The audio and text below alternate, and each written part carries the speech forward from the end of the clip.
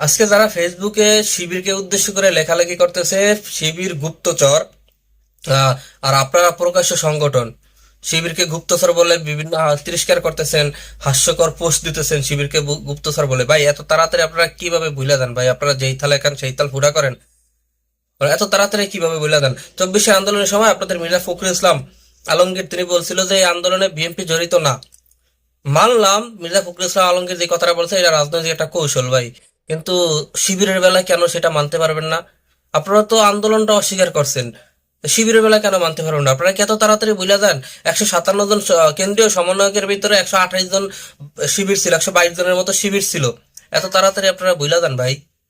আজকে যেই শিবিরের জন্য আপনারা স্বাধীনতা ভোগ করতেছেন, যে শিবিরের জন্য আপনারা ফেসবুকে এসে লেখালেখি করতেছেন, কথা বলতেছেন, প্রকাশ্যে রাজনীতি করতে পারতেছেন, আপনারা সেই শিবিরের বিরুদ্ধে আজকে আপনারা এত বড় আঘাত, মানে এত বড় তিরস্কার আপনারা করতেছেন। ভাই অস্বীকার করতে পারবেন? আপনারা আপনারা দীর্ঘ এই 17 বছর ধরে কি করছেন অস্বীকার করতে পারবেন? আপনারা আপনাদের রাজনীতি করছেন, আপনাদের বড় বড় নেতারা লিয়াজু করে, স্বৈরাচারের লগে লিয়াজু করে, তারপর রাজনীতি করে গেছে। আপনারা মাঠের কর্মীরা মাইটদের খাইছেন, আপনাদের যে মেন মেন নেতারা তারা লিয়াজু করে গেছে। তা আপনারা অস্বীকার করতে পারবেন এগুলা? কোনোভাবে অস্বীকার করতে পারবেন? বেগম জিয়ার বাসার সামনে, বেগম জিয়ার বাসার সামনে বালুর ট্রাক দিয়ে তাকে মানে কি বলবো ওই সময়, যে তাকে পানি বন্ধ করছে, বিদ্যুৎ বন্ধ করছে, বাজার, বাসার যে নিত্য প্রয়োজনীয় যে বাজার ওগুলো নেওয়া বন্ধ করছে, এক প্রকার তাকে গৃহবন্দী করে না খায়া হত্যা করার চেষ্টা করছে। আপনারা সেই মুহূর্তে আপনারা বালির ট্রাকটা মধ্যে সরাইতে পারেন নাই, আর আজকে এখন খালি বেড়া এসে গোল দেন। আজকে আপনারা সুযোগ সন্ধানী হয়ে গেছেন, আপনারা অনেক বড় কিছু হয়ে গেছেন ভাই। আমরা তো 17 বছর ধরে এগুলো দেখে আসছি ভাই। তো এগুলা বললে মানুষ খাইবে? বলে নিজেদেরকে কেন এতটা ছোট বানাইতেছেন ভাই? আপনারা তো বাংলাদেশের অন্যতম একটা দল, অনেক বড় একটা দল। আপনাদের দলের প্রতি আমাদের সকলেরই ভালোবাসা আছে, কারণ জিয়াউর রহমানের প্রতি সকলেরই ভালোবাসা আছে। মুজিবের প্রতি যতটুকু ঘৃণা তার তদ্রূপ ভালোবাসা কিন্তু জিয়াউর রহমানের প্রতি, বেগম খালেদা জিয়ার প্রতি। কিন্তু আপনারা কেন, এই কর্মীরা কেন একটা দলকে বদনাম করতেছেন বলেন? কেন যেই যেই শিবিরের জন্য আপনারা আজকে স্বাধীনতা উপভোগ করতেছেন, সেই শিবিরের বিরুদ্ধে আপনারা কেন লাইগা থাকেন বলেন ভাই? একটু আছে আপনাদের জবাব আছে, আপনারা জবাব দিতে পারবেন ভাই?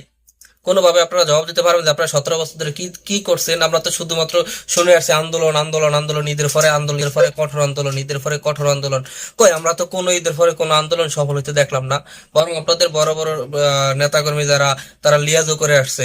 আজকে আপনার শিবিরের গুপ্তচর বইলা গালি দেন, আজকে আপনাদের মানে কোন মুখে এই কথাটা বলেন যে আপনারা শিবিরকে গুপ্তচর বইলা গালি দেন?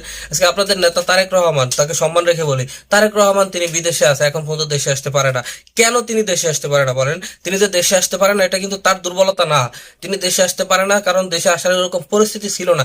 ঠিক তদ্রূপই শিবির যে প্রকাশ্যে রাজনীতি করবে সেই পরিস্থিতি ছিল না ভাই। আপনারা তো লিয়াজু করে পারছেন ভাই, শিবির তো লিয়াজু করতে পারে নাই বলেন?